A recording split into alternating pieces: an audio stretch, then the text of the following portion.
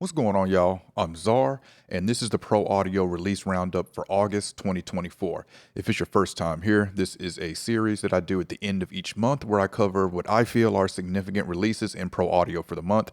If there's any that I missed, be sure to comment and let me know. And of course, I have a link in the description if y'all want to check these out, learn more about them, or pick them up. This month we got a little more releases than I expected, but let's go over them. We're going to start with the TK Audio DP3.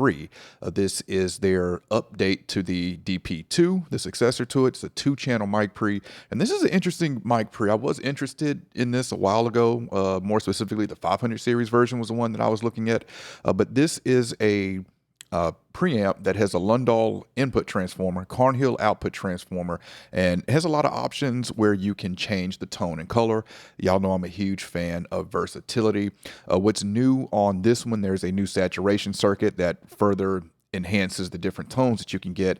You've got a button for geranium. You've got also impedance on here as well, coarse pad. With the look of this one, I do like this more than the DP2. It's a subtle change, but the red knobs on here, I really prefer those over just the straight all black look of the DP2. You got gain, and you also have control over the output as well, so you can really drive it and then back off the output if you want. But that's the DP3. Next up, we got the kit plugins FF 66 and 67. I did a video on these. This is Kit Plugins' new compressor from the Blackbird. This is going to be in the Blackbird bundle. This is a Fairchild modeled from one of Martina McBride's in Blackbird Studios, and I love this compressor. Never really been a huge fan of Fairchild compressors, but I really like this one. Check out my video if y'all want to hear some examples of it, and check out my review of it.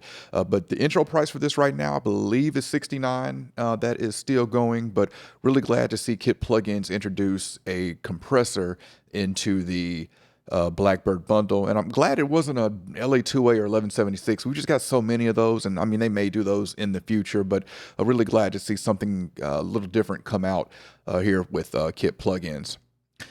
Next one is Vocoflex from Tronics. I've got a copy of this, and I'll be doing some content for it soon. But this is a voice morphing plugin. Like this, you can take a female voice and make it male, add harmonies, make a male voice, make it female. Definitely check out some of the promotion videos for it. This plugin's pretty crazy, what it can do, what it's able to do. And I don't know, I haven't thought of an immediate use for it, but it definitely, maybe for sound design, if you're looking to create different, really different vocal effects, or even shift and morph voices, this one is pretty cool.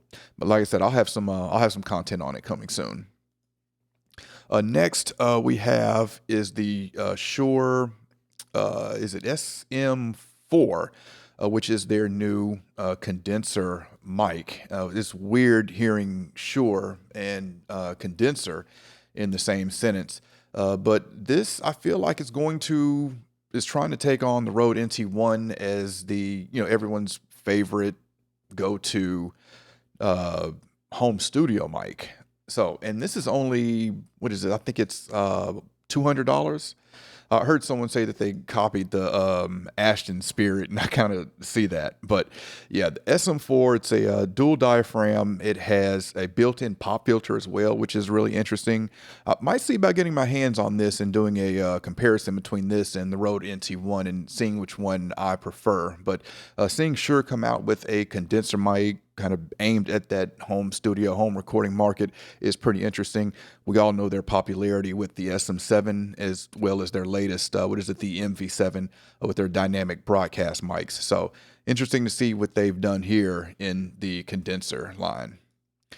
All right, next we've got UBK Dynamics 2. I feel like UBK's been quiet on the hardware side, but they have been constantly putting out plugins, and now they've updated to Dynamics 2. And this has a lot going on when I look at it. I'm kind of so used to simple plugins now where I can do things quickly that I look at this and it's got a lot of knobs, switches, and buttons on it.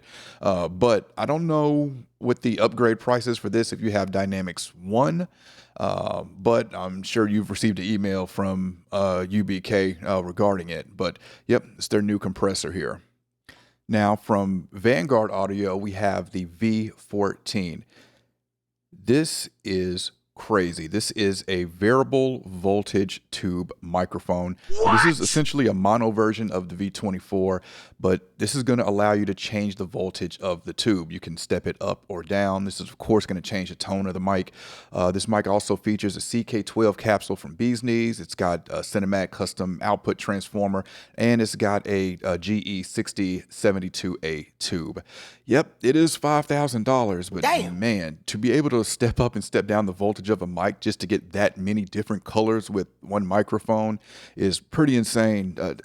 Derek's been telling me that he's been working on something and just, couldn't share it yet, of course. And I'm pretty sure this is what it is. They announced this month, and they're taking pre-orders for it now. You can put 10% down if you are interested.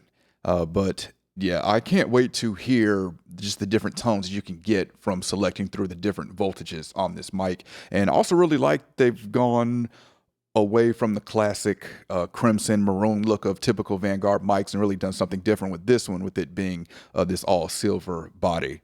But yeah, Vanguard V14.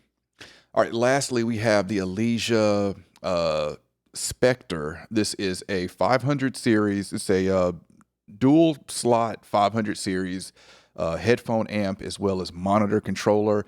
I haven't got to look at too much into this because this was announced yesterday and I just haven't had time to really check it out, but it looks pretty cool. You have a separate side for the artist and one for the engineer. You've got different monitoring modes you can put it in as far as mid-side, stereo, and all that.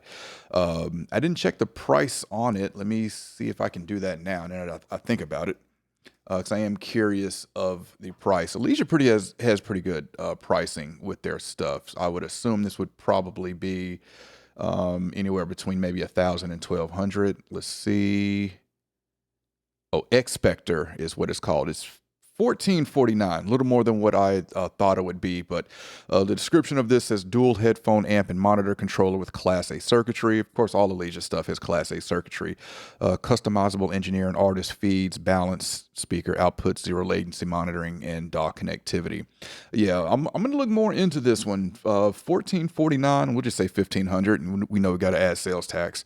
It is more than what I thought it would be, and it's definitely not the first headphone amp that I've seen in the 500 series, but I definitely feel like it's the first I've seen that has this feature set and just extensive things that you can do with it.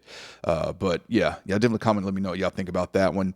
And that's it. That's the releases for August 2024. Definitely comment, let me know what y'all think about these products that I went over. And again, I'll have a link in the description if y'all want to check it out, learn more about it, or pick it up. All right, if you enjoyed this video, I appreciate a thumbs up. And if y'all want to continue to see content from me, then y'all know what to do.